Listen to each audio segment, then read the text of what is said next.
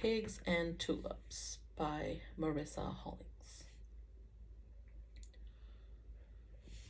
Growing up in the outskirts of a small town, a ranch-style community right outside Roswell, New Mexico, was so amazing. It seemed as if we lived life slower, so happy and free. It was the middle of my fourth grade year when our parents told us we're moving to Texas. I still remember being afraid because all I knew was this perfect little community outside a small town. I remember playing outside every day, running and singing, pretending to be the next big pop stars, going to the water hole, riding our bikes down the silo. I'm exaggerating. My cousins were the ones riding the bikes down the silo. My sister and I didn't know how to ride bikes, so we just ran in. I just remember playing outside with my cousins and local friends. I could imagine my small world being swallowed by that huge state next door. Nonetheless, we embarked on our journey to Texas. The oasis was in the rearview mirror. For a 10-year-old, it was an adventure, excitement, happiness, sadness, scary emotions all wrapped into one. I started my fourth grade year. That was short-lived. By the summer of sixth grade, Dad announced we were moving back to New Mexico. My whole heart was happy, to say the least. I was excited to be back in the old neighborhood, rekindle lost friendships. We arrived in Roswell and stopped at our brother's house, right on the corners of Beach and Cherry Streets. I was sad to learn that the oasis was not where we were moving, but inside the city limits. I wished at that time to be back in Texas. We settled in with our brother. Our parents began the journey of house hunting. Let me take you back just a bit to the oasis. The homes we lived in were rent-free as long as you were employed by the local dairy. My immigrant parents never owned a home or even thought they would. Fast forward a few months later, they were blessed to finally, after decades of living in the U.S., able to purchase their own home. 705 East Greenwood Drive was now our permanent address. Middle school, here I come. I hated the fact that I had to stand about 2 blocks from my house and wait for the bus with the most annoying people I had ever met. Later, I realized this was Roswell, and eventually I was one of the most annoying people I had ever met.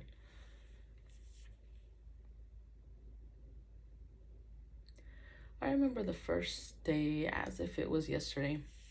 I had to go to the counselor's office because there was an issue with my transcript, although I don't recall now what that was. I was asked a question by a student and we started talking. I will not mention her name. She walked to her class as I noticed another student was waiting to get in the office, which was right across the hall from the counselor. I first noticed how grown she looked. Her makeup was amazing. Her hair was big. Her clothes were way before her time, and her shoes were these boots that made her look like a badass. She catches me staring and says, "I wouldn't talk to that girl if I were you." I was intrigued. "Why?" I asked as I walked closer. I will not say the reason to protect the badass girl. We will call her Angel. We, for some odd reason, clicked. Mind you, complete opposites. I did not wear makeup. I did not know how to dress like her, and I was a new girl. We hung out, but strangely not too often in school. Angel was a bit of a loner. Sure, she had friends. She'd been there all her life, but she was going through something that was so grown mentally, she just didn't click with anyone. I started noticing she missed a lot of school, and a lot of the females would say some messed up shit about her, of course, when she wasn't around. I often thought it was because they were jealous, but what did I know? We hung out after school, either at the mall or at the park. I remember her asking if I wanted to go to her house one day, and she says, "Our house is not as fancy as yours." I never saw our house as fancy, so I told her, "I don't care about any of that." We get to her house where the front was like the backyard. It was huge. We finally get to her house and says, "Okay, remember what I said about our house?" I don't recall her house being horrible. All I remember is how dark it was inside. The first room, as soon as the door opens, was the kitchen. Big enough to where a dining room table that seated six was right in the middle. To the right was the living room. South of that was the bathroom. Her mom's room was to the right, and her room was to the left, towards the back of the house. In the middle was a small bathroom, as I recall. Right before the living room, coming down a small hallway from her mom's room, was another room, which I can't recall if it was her brother or sister's room. Her room was just like her, badass. Not grand or anything like that, just full of her style. She kept it very organized. Angel always had her own money. She was able to purchase this big ass entertainment center with a cassette player and CD player. I laugh as I type this because I remember one day after school, she came in and reached behind her dresser, behind a stuffed toy pig, and grabbed the CD holder. She had a hit in it just to make sure her brother didn't mess with it. She just wanted to take care of her own stuff, and no one was allowed in her room. It was her safe place. We were in 7th grade, and she had her own car. The car didn't work, but she was fixing it. Angel could take apart an engine and put it back together, no problem. I believe it was a 1977 or 78 Chevrolet Capri. I know, in fact, it was a Capri because I pronounced it Caprice, and she corrected me right away. All I know, it was a red convertible. By the summer, she drove up to my parents' driveway, and we were no longer walking. I got in, and the cruising down Main Street began. We got closer when we started 8th grade. We still didn't hang out much in school, only in the same classes we had. I don't know why. Maybe she was just that hurt by things she endured and didn't want to get close to anyone, or she just wanted to keep that image of herself that everyone seemed to not like. We were in gym class one day when her most intimate and hard to imagine story came rolling off her tongue. I was in complete shock. I felt sadness, anger, and confusion. She shared things no one knew. I shared some of the things I had endured, and that conversation brought us closer than we could ever imagine. Her birthday was 2 days before mine, and judging from all the items in her room, I know she loved pigs and tulips. She explained to me why she loved pigs. I recall she said pigs were very smart and clean. I remember so well, she said, "When someone says you're sweating like a pig, You aren't sweating at all. And she said that they were very sociable, meaning they were close to those that loved them.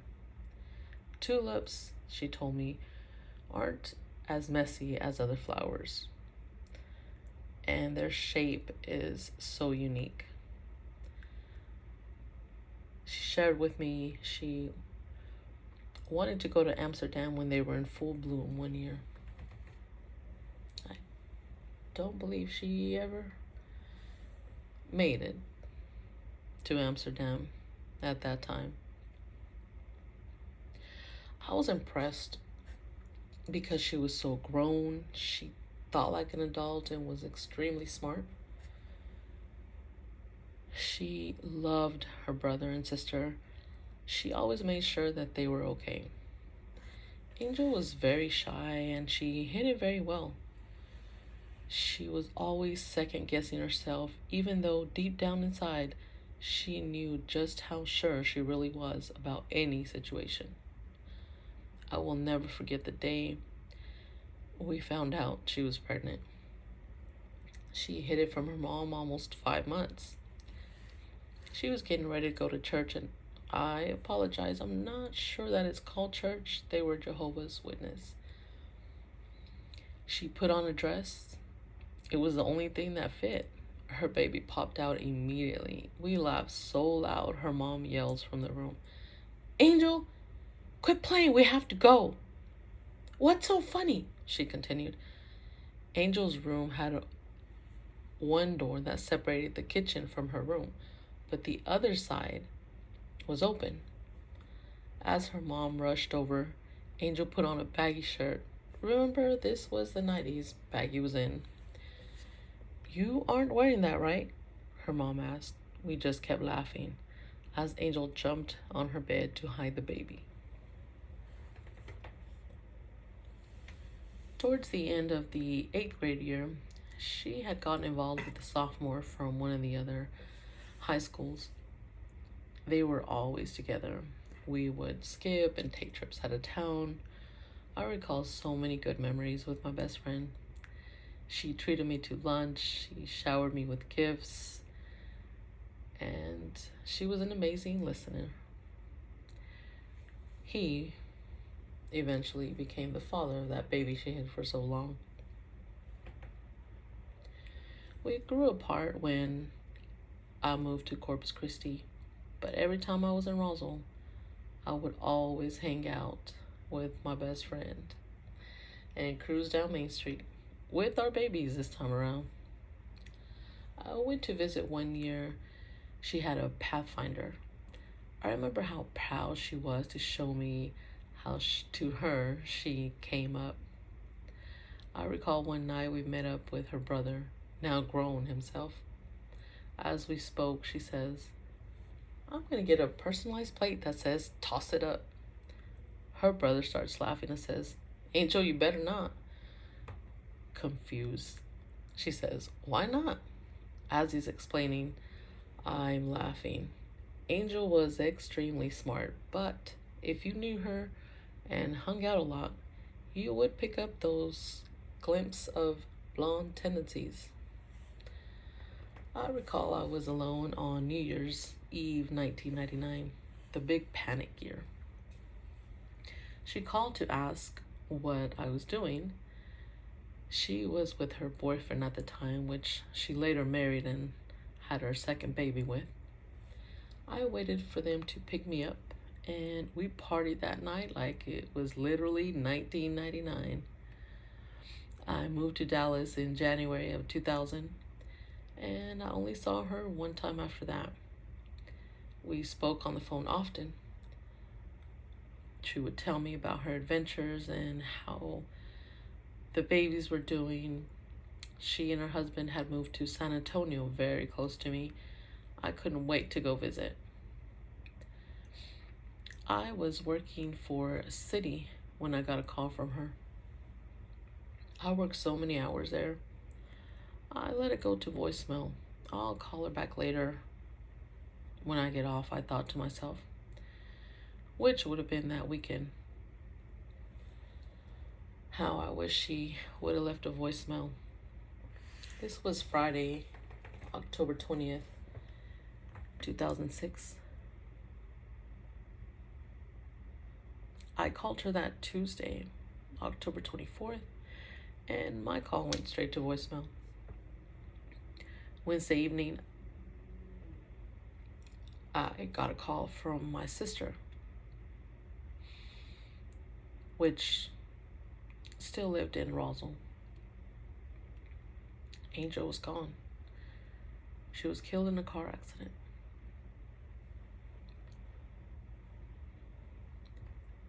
With so much pain and hesitation, I dialed her mom's phone. Her words are still in my ear. Our angel is gone, Marissa. My baby is gone. Pigs and tulips is what I wish I could purchase and gift you every September 22nd.